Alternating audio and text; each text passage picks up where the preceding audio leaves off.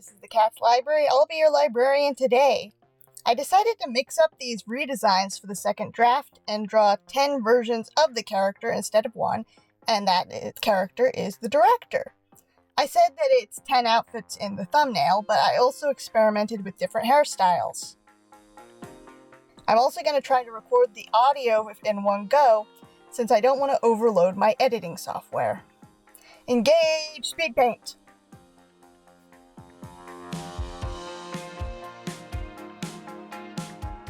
So one of the reasons I wanted to try a bunch of different drawings was to test out what sort of personality I wanted to give her. I have some sort of psychological block when it comes to writing villains, and I do know why, I just don't know how to fix it. Somehow I got it in my head from somewhere that kids like heroic characters, and as people get older, then they start to favor the villains. As a result, I started writing a book called As Told by the Villain, where it was first-person narrative of the villain's perspective of a sci-fi magic school story.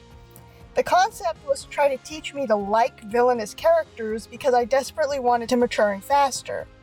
I also wanted a simpler story because most of my ideas are for super long and complicated narratives, which was also one of the motivations for this Dragon Planet series.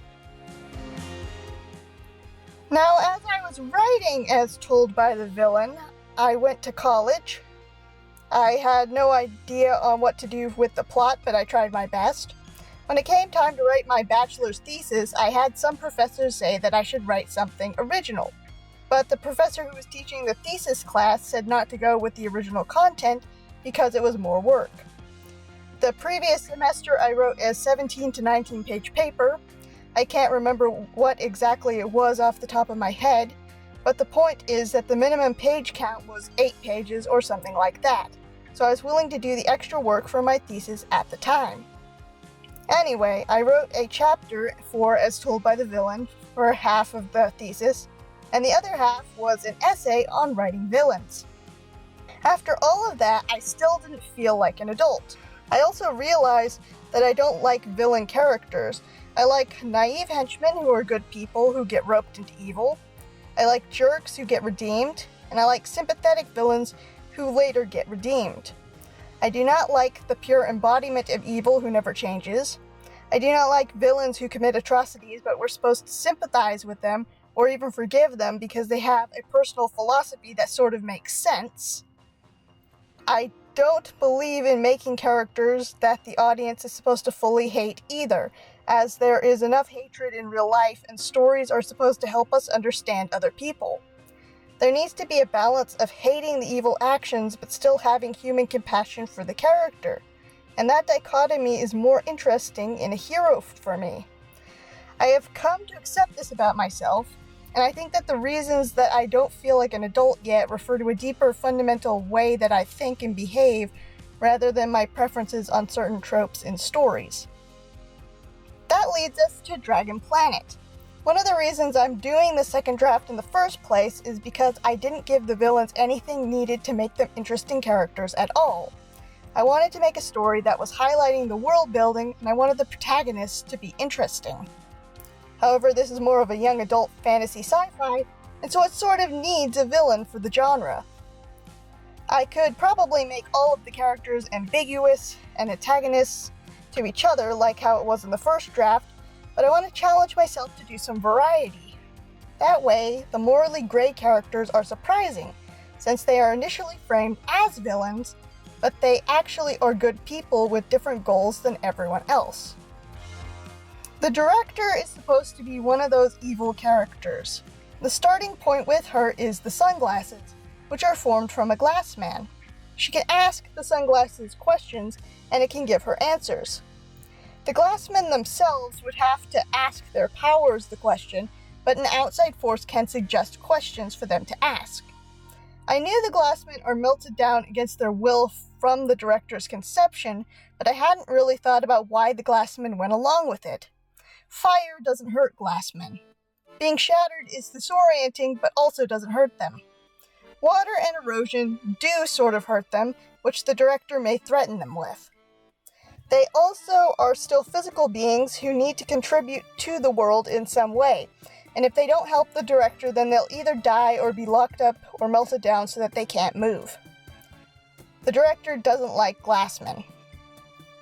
I wrote down that the theme of Dragon Planet is holding on to the people you love. And this is what drove the protagonist stories in the first draft, but it doesn't necessarily work for the villains. I'm thinking now that I want it to be about the difference between patriotism and xenophobia. Patriotism is in particular something that I think about occasionally because my dad was originally from England, even though he is now a US citizen, and my mom was originally from America.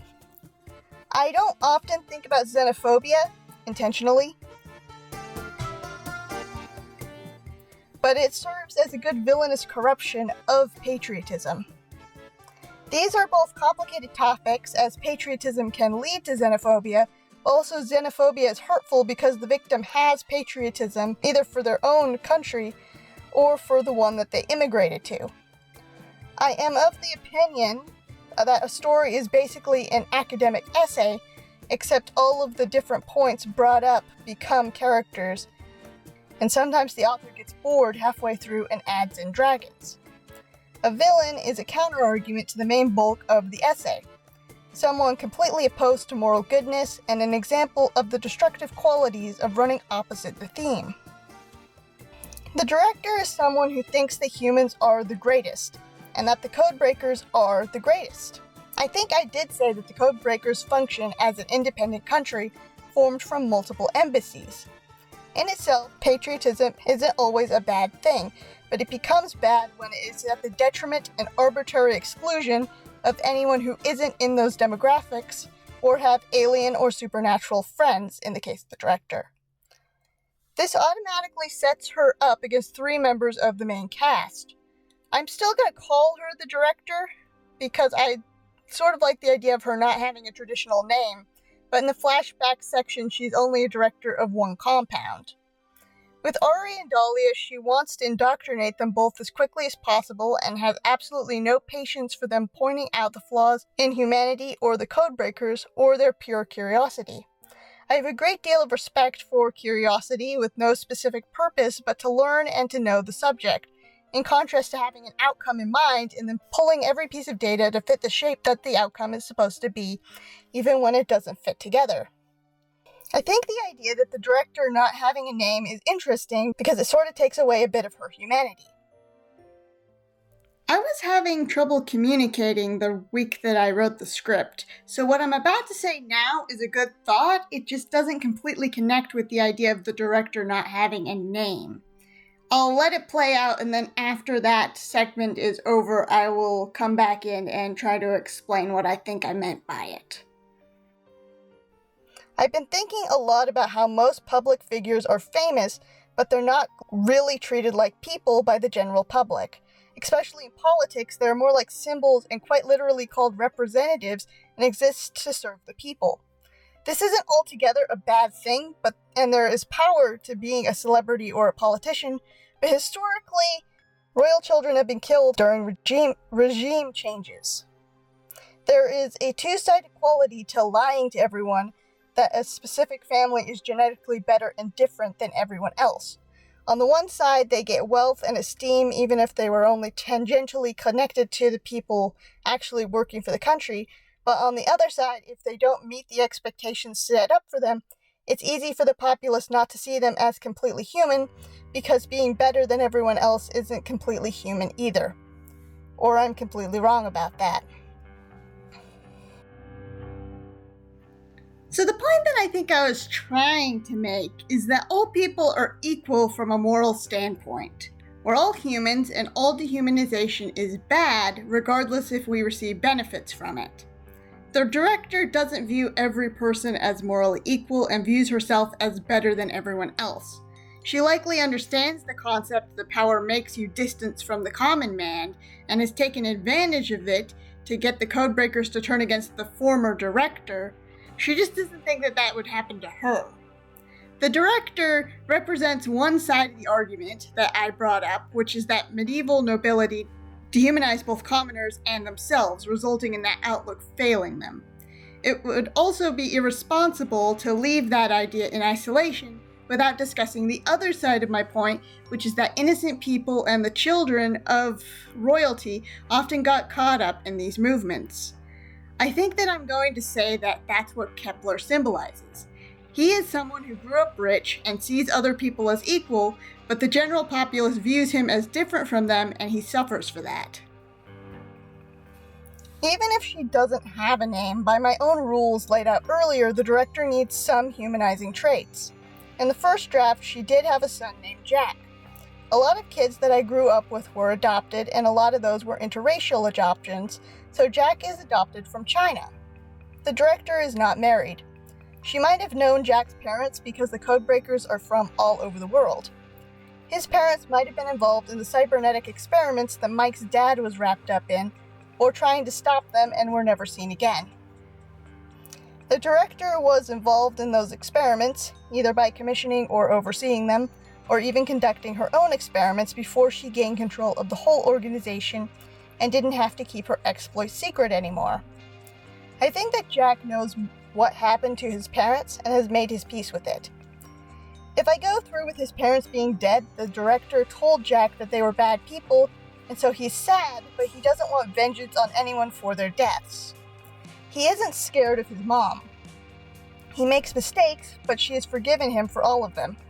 That's because he full-heartedly believes everything that she tells him and thinks that she is a good person.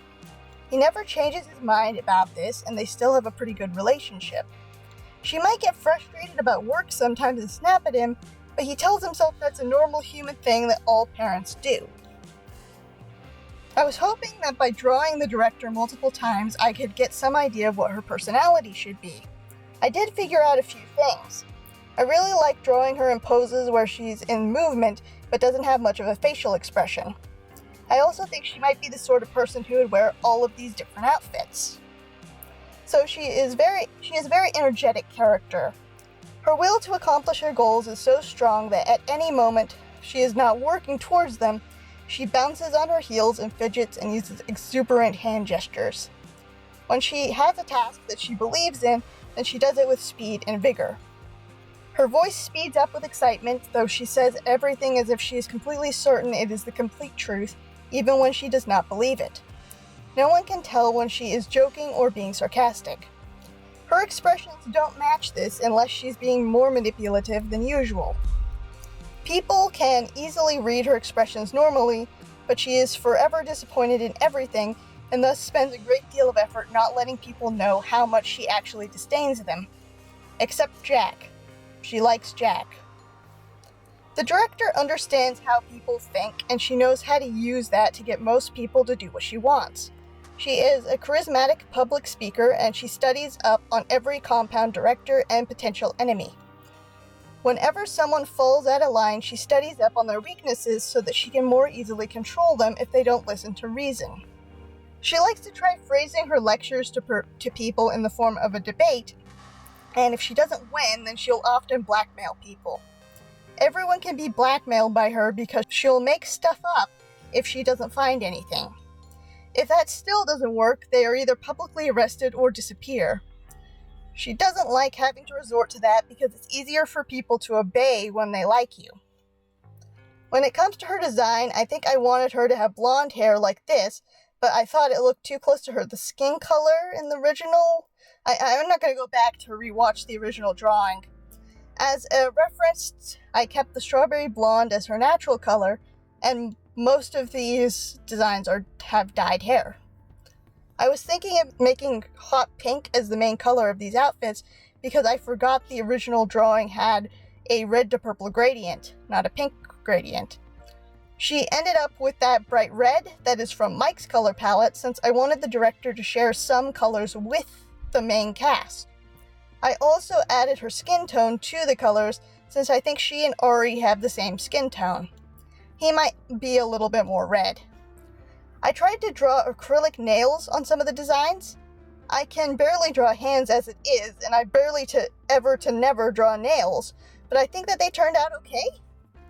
I really simplified a lot of the shoes, both to fit the style and just to be easier to draw. I can't really pick a favorite design, but if you wanted to comment which one you like the best and why, I'd be happy for the feedback. If you don't like any of them, I'd still like the feedback. Bye!